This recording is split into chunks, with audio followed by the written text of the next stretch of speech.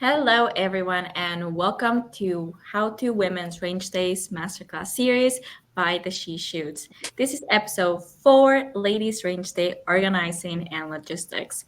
To quickly recap, we have organized the series into 6 episodes where we will cover everything you need to know about hosting a Women's Range Day. Episode 1, Ladies Range Day Getting Started. Episode 2, Location and Planning. Episode 3, Marketing and Promotion. If you missed it, you can go back and watch it and then come back to episode 4, No Rush, We Shall Wait. Episode 4, Organizing and Logistics. Episode 5, Event Day. And episode 6, Follow Up. Before we get started, I'll start by introducing ourselves and thank our sponsors. I am Regina Ruiz Ordonez, and I'm the director of the CUSF Women's Division. Deneen Tomlin and Casey Gavinchuk, founders of Lady Guns, and Kelly Melanson, director of and senior instructor of Maple Sleep Project. Thank you to our sponsors, Cabela's Canada Outdoor Fund, positively shaping the future of the outdoors. Every cent donated by rounding up at checkout goes towards helping Canadian organizations just like ours. Savage Arms, home to the Stevens single-shot rifles and shotguns. Beretta, family-owned and operated since 1526. And Vortex, the best in optics. On today's episode 4, Ladies Range Day Organizing and Logistics. We will be covering the following topics: organization of event, insurance, breaks, special guests, ROs, volunteers, ROs, and range helpers, and supplies and cleanup. All right. So I think we're going to start with you, Miss Kelly. Yeah, we are. So we're going to get into the meat and potatoes of it. You still have to do a lot of logistics prior to your event. So we're going to talk about specifically organizing of your event. Now, there are organizations out there that you can reach out to that may have some of this already put together in a guideline for you. So, for example, the CCFR Women's Group, they have these guides that you can utilize and it's already pre-planned out. Or even reach out to Lady Guns. I know that Deneen has done this for other people as well. But so when we're talking about organizing your event and for the day of when it's coming up, think about things. You have to think about things, for example, and this is determined by the different disciplines that you have, whether it's rifle, pistol, shotgun, how many different stages you're going to be having. But you want to think about how much time that you have at each stage. And some of that is actually determined by the group size. And that's determined by how many ROs you have as well. So think about it from the perspective of how much ammo you have too. So you want to make sure that everybody has a chance to try out that specific discipline, whether it's the rifle or the pistol. But also, is there a couple of different calibers there too? So you may want to how big your range is, maybe. Yeah, that's another thing too. How big is the range, and how many different stages you can have? So, again, the time itself per stage, you want to make sure that everybody has the opportunity to participate, but also give the time that they need to. A recommendation is have guides as volunteers to take them from stage to stage to stage. Have a method of communication too, for example, like a bullhorn or something that can be easily heard. So when the next stage is to be advanced to, everybody knows that it's time to get to another stage. The other thing that you should probably look at in planning is we all like to actually shoot specific stages and then going to the next one, but we have to start incorporating breaks. We're going to talk about that in just a few seconds, but maybe after the breaks, give people the opportunity to also actually try out the different disciplines again, but maybe on their own as well. So when you're planning your event and you're looking at the timelines that you're looking at, make sure that there's enough time to try everything and to give people the opportunity to try everything and then try on their own afterwards as well, what they really like to do. Denise, do you want to talk to them about breaks? What are we going to actually look at for that? Sure. Insurance and breaks, I'm going to cover off both of those. And I think as a segue from your point, Kelly, one of the things that we need to think about is making sure that we don't start too early and don't run too late. So Yeah. when we're planning the organization of the day, we need enough time for everybody to have a sampler platter of all of the different options. They're not trying to become Olympic disciplines, right? So let's just make sure it's not an 8 o'clock start. It's a nice roll in start, and then we're going to talk about breaks, and then we're going to talk about making sure everybody rolls out and had a great day. So insurance, it's one of those things that we need to always talk about. The ranges themselves may require the event organizer to have insurance, both liability insurance and potentially event insurance. And so check with the range and ask to see what they require. And they may say, no, you're covered. We've got it. We just have to do a special waiver. So it's important to ask what is required so that all of the safety has been addressed. So that's important to add. It's a small line item, but it's an important piece. So the other thing that's really important is things like breaks, snacks, meals, bathrooms. So it's one of those things that you work into the organization of the event, as we talked about. When you have the day, you're going to start out with everybody getting some information. You're going to explain to them, yes, you're going to have an opportunity to have a break. Yes, there's snacks here and you can help yourself or whatever you've set up.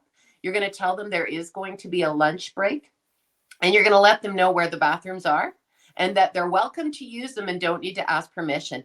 I have had experience where women think they need to ask permission to eat and or to go to the bathroom. So you just need to let them know that they can govern themselves accordingly. So why is food and water important? Why are snacks and breaks important? There's a couple of things. One, rest and recovery. There's an adrenaline rush, especially for new shooters to get involved. They need to kind of reset that little mental health break. It's important. But the other thing, we're talking about ladies here. They're excited. They're having fun. There's a social aspect. Give some breaks and give them time to share with each other how much fun they're having, and that excitement will grow. So that's really important to think about breaks and to have food, and water also is a safety requirement. And we're going to talk about that on our event day logistics. But water, if we don't get enough water, especially on a hot day in an outdoor range, it's actually a safety issue. So make sure you've got all of that available for fun, good times, health, and safety. So that is breaks and insurance. Wonderful. Let's talk about volunteers now and special guests. When we talk about special guests, we're talking about those people that you may want to invite to come out to the range. And by the way, every time we reach out to these people, they're always willing to help. So we're talking about the Ministry of Natural Resources, or as we like to say, the Fish Cops, the RCMP. They just think this is fantastic. They'll come out, they'll send some of their members out. But we also are talking about those special guests that are maybe well known within your community or well known across the country. Having a lobbyist come out, like as I said, Tracy Wilson from the CCFR. She loves coming out to the ladies' range days. People will come out and they are excited to meet these special guests. And the special guests, by the way, if you invite them once, they may be coming back. If it's an annual event, they'll keep wanting to come back, or they'll tell their friends, and then you'll have people just chomping at the bit to come out. But we need volunteers.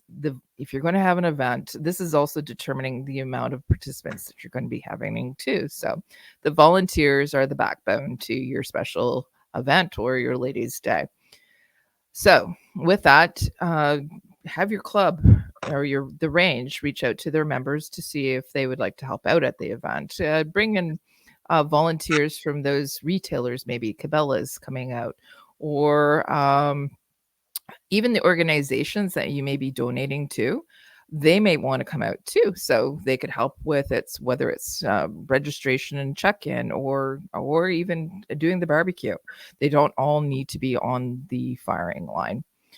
When you think about things from a volunteer, we need to make sure that our volunteers are readily identifiable as well. So providing them maybe with a special shirt or even just a name tag or a hat or something that designates them as a volunteer.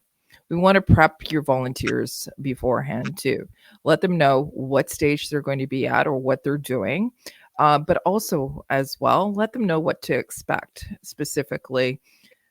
Sometimes when women get to the range, they're cautious and they're not sure what they're also expecting, and sometimes they're a little frightened as well. And how to deal with that? It's really important for our volunteers to always be supportive, but also trying to help that person who's maybe never touched a firearm before, um, with overcoming some of those barriers as well. And remember, most of these events, it's not about a day for instruction to become the Olympic shooter. It's about just introducing them. So the quick pointers on how to handle a firearm, what the firearm is essentially.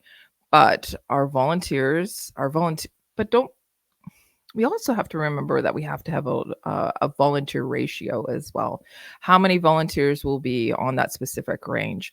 Is it 1-to-1 or is it going to be 2-to-1? That may determine things as well, as I said, with how many participants you have, but also do you have extra volunteers to switch out? Because our volunteers, we have to be cognizant of them, and they're getting tired as well, and they need to be having breaks too. So, and that goes towards our safety, which we're going to talk about in our next episode. So I think that may be it with volunteers. So why don't we get on to supplies for the day, the range, and clean up afterwards? Dean, you want to talk to us about that? Sure.